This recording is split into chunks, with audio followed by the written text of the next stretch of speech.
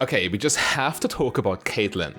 The new AD carry item update was supposed to be an overall nerf for marksman champions, but some ADCs actually started taking off. And after factoring out the people trolling with Rageblade, Caitlyn is certainly one of them.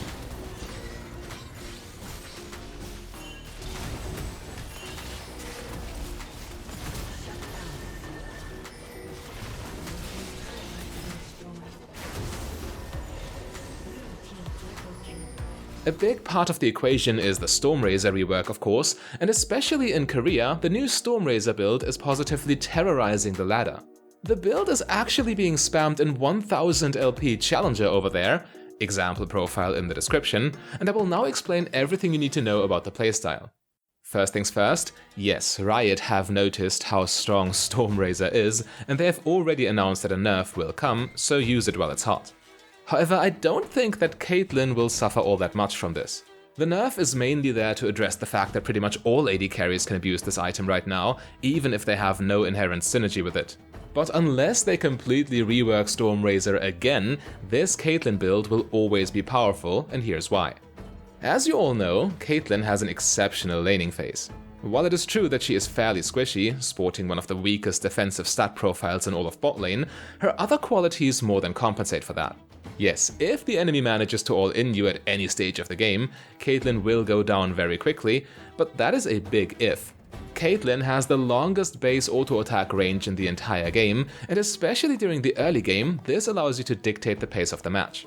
You will essentially always hold lane priority because of that, since you can always punish the enemy for every attempt that lasted, while simultaneously being able to freely push the wave yourself with your Q. But not only that, Caitlyn can also combo her spells exceptionally well with her lane partner. The enemy is under constant pressure, since the threat of your allies engage in combination with Caitlyn's follow-up must be respected at all times.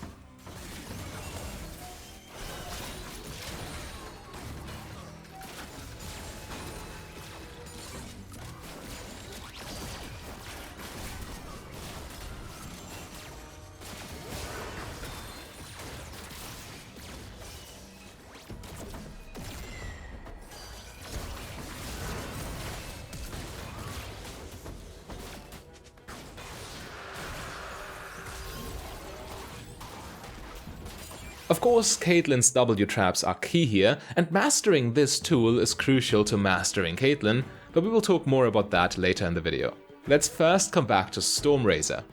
As shown, Caitlyn can pressure her opponents in lane very efficiently, but purchasing Stormrazor for your first item takes this concept to the next level. First of all, the build path is amazing already, which means you won't even have to wait until you complete the item before you can start reaping its benefits. It has the ever so powerful Noon Quiver in its build path, which had specifically been designed to allow AD carries to spike during the early game. You could even argue here that the incoming Stormrazor nerf is actually a buff for Caitlyn in this context, since if your lane opponent does not rush Stormrazor anymore, they also won't get Noon Quiver. Caitlyn's having access to this powerful component while her lane opponent does not further stacks the deck in your favor. You can control the minion wave even more easily with this, oftentimes without having to use your spells, which means you have your full EWQ rotation ready for a potential fight. But another buffed component item you should not overlook is Kirchhei's Shard. Again, Caitlyn uses her range to pressure lane opponents who are trying to CS with her nasty hit and run strategy. Caitlyn's passive headshots are of course excellent for this, but with Kirchhei's Shard you take this concept to the next level as well. It will be rare that you get the Energize proc and your headshot on the very same auto attack, but you don't even have to try to coordinate that. Simply increase the frequency of your trades, as you will now trade very favorably whenever either your passive or Kirchhei's Shard are ready. While it is easy for your enemy to just back off when they see your headshot is ready, they cannot also play around your Energize timings without losing substantial amounts of CS.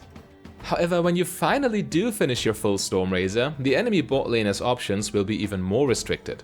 Not only is your energized attack now more powerful, but you can also use Stormrazor's burst of movement speed in two very effective ways.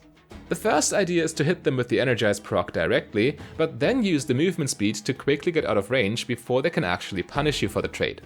Quite the obvious strategy, so obvious in fact that the enemy will likely just play around it. However, this is where plan number 2 comes into play. You stack your headshot passive almost to full so that you only need one extra auto attack to get it ready. Then you walk around until you are energized, and then you attack a minion.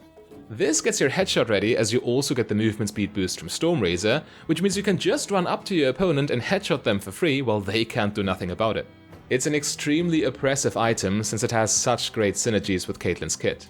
By the way, keep in mind that if you want to have educational league content like this in your personal feed, all you need to do is click the subscribe button. Now in the mid-game, these hit-and-run tactics with Stormrazor are still viable, but they are also inherently more risky, as you will need to deal with potentially 5 enemies at once.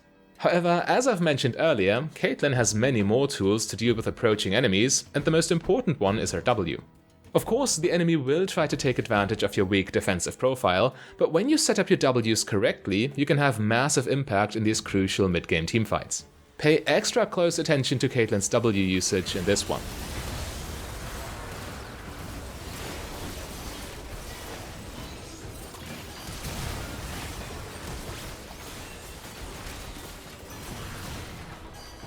Caitlyn carefully prepared that fight by placing a trap into the bush on her potential escape path.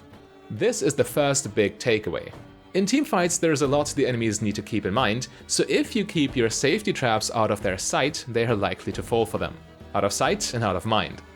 But the second thing to learn here is that when you place down a defensive trap in the heat of the moment, you want to place it next to a wall. This is where the enemy will autopath when they click on you, since it is the shortest way. So, if they want to avoid your trap, they would have to awkwardly walk around it and lose time in the process. However, as shown in the last clip, which I've directly taken from a Korean Challenger game by the way, the enemy will most likely just step into it due to tunnel vision. And now that you have all of this in mind, have a look at this next clip, but try to pay attention to the exact timing, to the exact moment when Caitlyn places down her trap.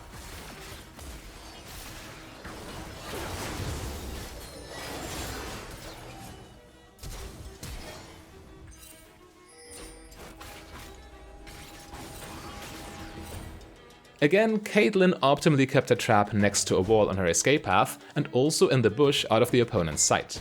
However, she, and this is crucial, also made sure that she herself is in the bush while pressing W, so it would be impossible for the opponent to see her W cast animation. As a consequence, the only way Kindred could have avoided the trap was by predicting it, which is very unlikely to happen even in Korean Challenger. But let's now talk about the exact runes and items these Challenger players are using, so you can start climbing with Caitlyn yourself. The preferred rune page is Lethal Tempo, Presence of Mind, Legend Bloodline and Cutdown, with Absolute Focus and Gathering Storm secondary. Now with your keystone, you already have to make a meaningful decision. Lethal Tempo is of course perfect for late game teamfights when you play an AD carry with such big range and kiting potential. Sticking to your opponents, especially with the extra movement speed from your items, is quite easy, so you will be able to reliably maintain your stacks. The item build is rather heavy on burst damage, which means you destroy squishy enemies, whereas tanks can be a little bit more of a problem, so Lethal Tempo is commonly chosen to fix that. However, Fleet Footwork is an extremely strong alternative, and I personally prefer this keystone, even though most high elo Korean players think otherwise. But Fleet Footwork will make your laning phase even more oppressive, and as you can probably confirm from your own experience, most solo queue games are decided during the early game. When the enemy just cannot play the lane and falls further and further behind, they will tilt, their allies will tilt, and you will see that victory screen in no time. Fleet Footwork makes your trades even more favorable, and it also gives you access to a mini version of the aforementioned energized movement speed into headshot combo right off the bat. It also buffs your late game healing, which is quite relevant, as Legend Bloodline will be your only other source of regeneration for the most part. Your item build is fairly streamlined, and in your average game you won't buy any lifesteal items as you're about to see. You rush Stormrazor of course, unlocking all the crazy synergies we've just talked about as fast as possible. Caitlyn's mythic item is then Gale Force, giving you an additional defensive backbone with its dash. Between Gale Force's active, Caitlyn's traps, her range and her E-spell, the enemy should never be able to get to you unless you misposition quite hard. However, Gale Force also has an impressive offensive profile. Since the execute damage on the dash got reworked to now also scale with your critical strike chance, Caitlyn absolutely murders opposing squishy champions in the late game. Just look at this.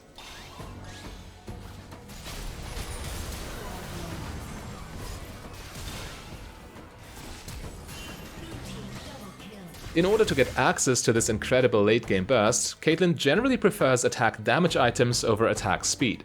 However, your next item Kraken Slayer gives you both, while also coming with an extra AD ratio due to its unhit damage. While Kraken has inherent synergies with lethal tempo, this item will still be very strong against tanks when you chose Fleet Footwork. And for the true hyper tanks, there is still always Lord Dominik's Regards.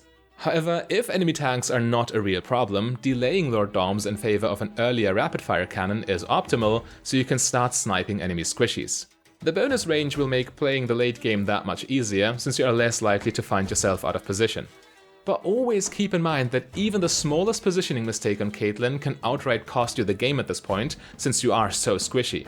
Should you be struggling with this, I recommend you watch my AD Carry macro guide by clicking the link on your screen right there.